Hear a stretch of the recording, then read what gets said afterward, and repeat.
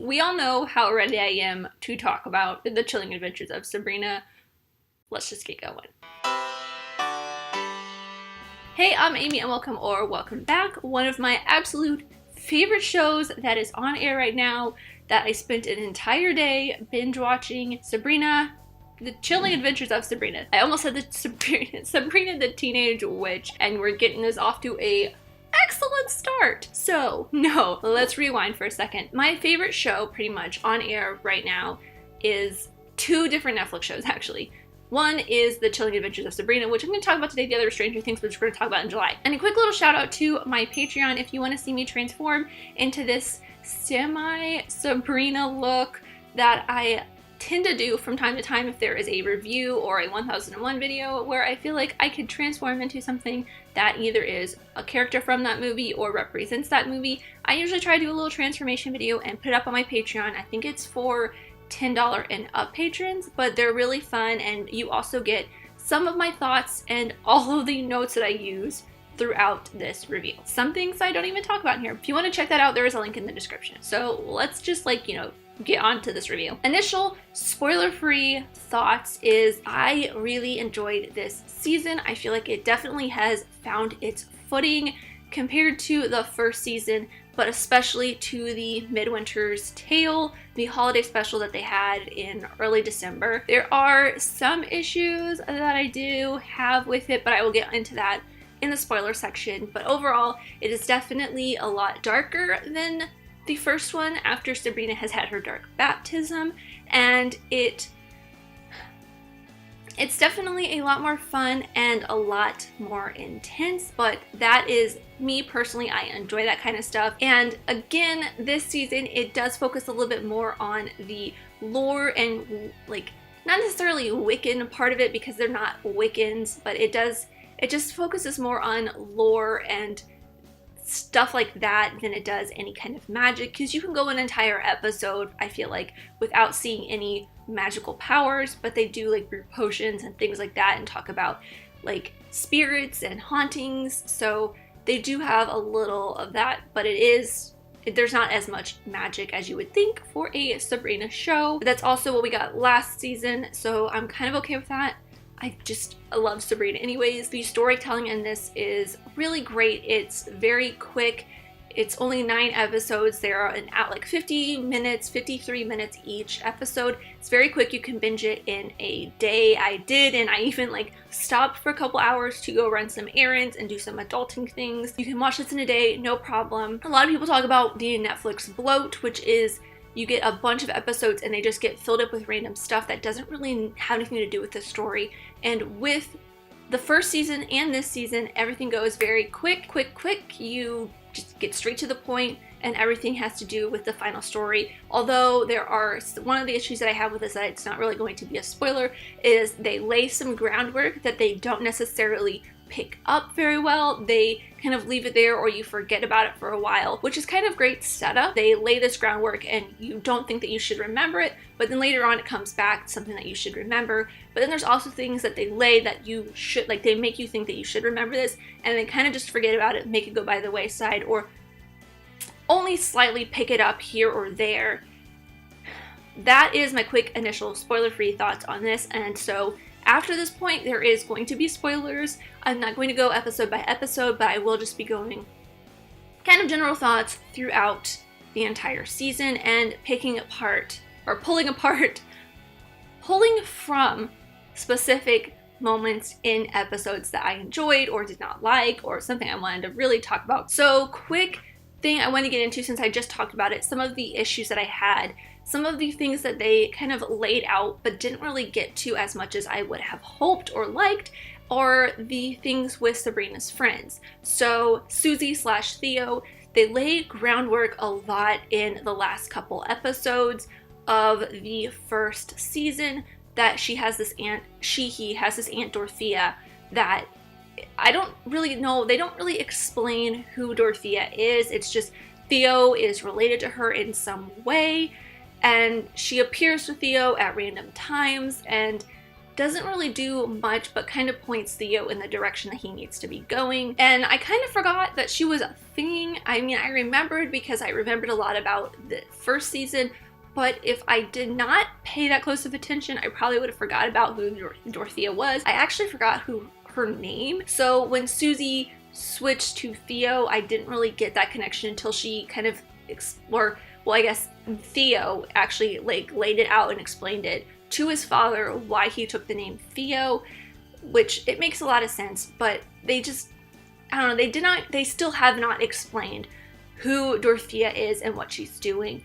Two other things that they kind of just pass off, well, one of them they don't really pass off is the cunning that Roz has. They actually bring it back a lot in this. Initially it was like, oh, they're not going to bring this back. The first couple episodes they had nothing really to do with it, but once Roz and Harvey start forming their relationship, she loses her sight and her cunning starts becoming a really big part of her, and that I think overall was really well done throughout the rest of the season. I really enjoyed what they did with her cunning and things like that. Something that they really left by the wayside and only brought up in one episode is the fact that Harvey is a witch hunter. Yeah, they really did not do anything with that. They did maybe one thing with that in the first part, and then they did, like I said, one thing in this second part in one episode.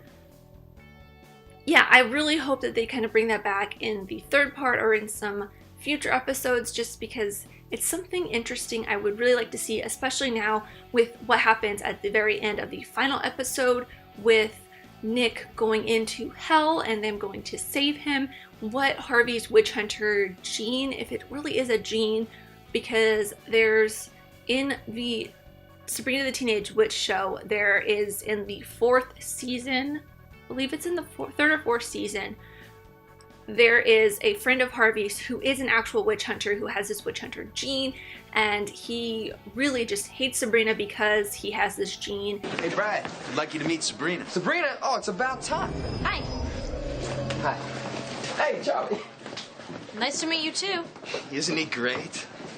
Yeah, good thing I don't have a thorax.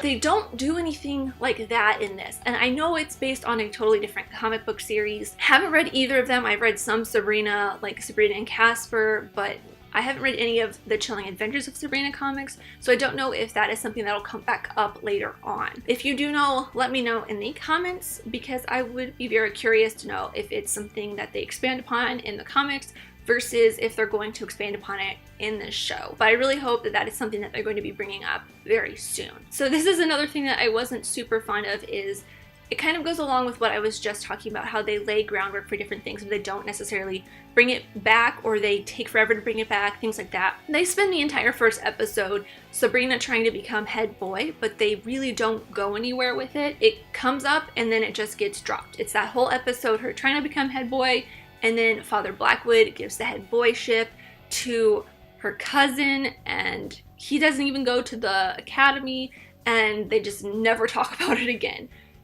I don't know, I really liked that first episode. But speaking of that first episode and how she was fighting to become head boy, they actually do a very similar throughout the entire series, at least the first part and the second part.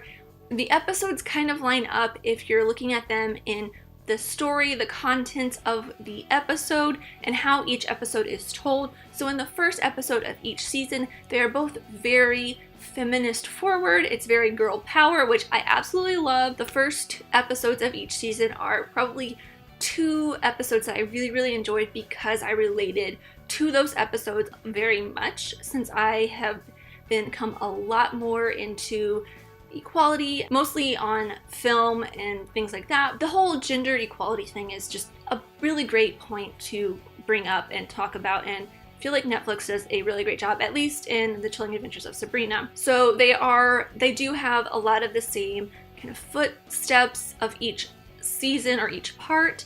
They also have a episode kind of smack in the middle that separates the lead up, the kind of foreshadowing exposition episodes. Then there's this one in the middle that is sort of a different style of storytelling than the rest of the episodes. It splits up each character into their own little parts and tells a little different story with each character. And then it goes on to the last half of the season where it's just everything goes nuts and crazy and it hits the climax and then goes on a roller coaster from there, which I really like that way they split it up because it makes it a lot easier to digest. You know that in the first half you're going to get a lot of exposition, then in the middle you're going to get kind of a break, and it's going to be a little bit different storytelling that doesn't necessarily go with a lot of what's going to happen in the last half, or a lot of it does have to do with what happens in the first half, but not all of it. It's kind of more of like dream sequence episodes. They did a dream sequence in the first one, and this one they did tarot cards,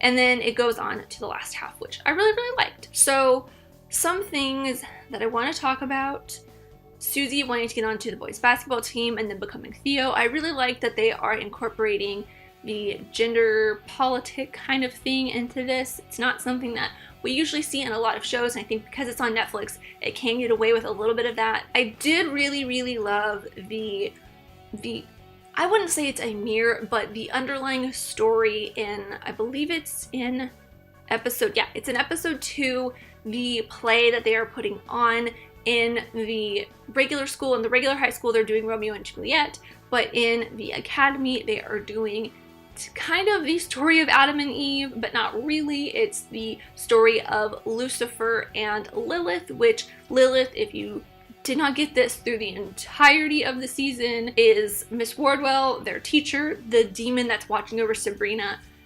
You really get to see her story, and then in the final episode, you see that real story for real, and it comes full circle throughout, and I really love that because I wanted to know a lot more about Miss Wardwell. She's a very interesting character to me, and I do like how in the end she becomes the good guy in a way, and she becomes like the queen of hell, and I really love that. And I love that Zelda becomes the high priestess of the Church of Lilith. I just really love and relate to this show on the level that it is very girl forward. It's very much girl power and women doing what they want to do and kind of leading the charge. I think that's something that we need a lot more in television. It's not something we get a lot of, and it's especially really great with the contrast of Father Blackwood's Judas manifesto and changing the academy to the Church of Judas. I believe they call it the Church of Judas,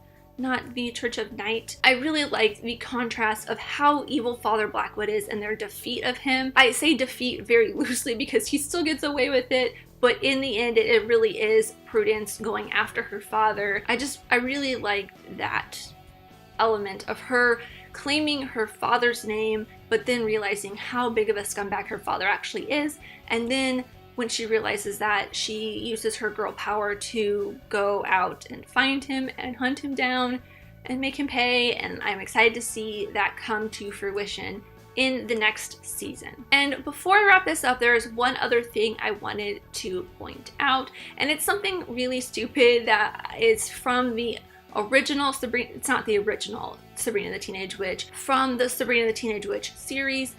A lot of the times Nick calls Harvey Farm Boy, starting in, I think it's episode 7, but he starts calling Harvey Farm Boy, which I swear is a reference to when Roland, the dwarf, the finder guy, kidnaps Sabrina, and he calls Harvey Farm Boy in that. Harvey, this is Roland.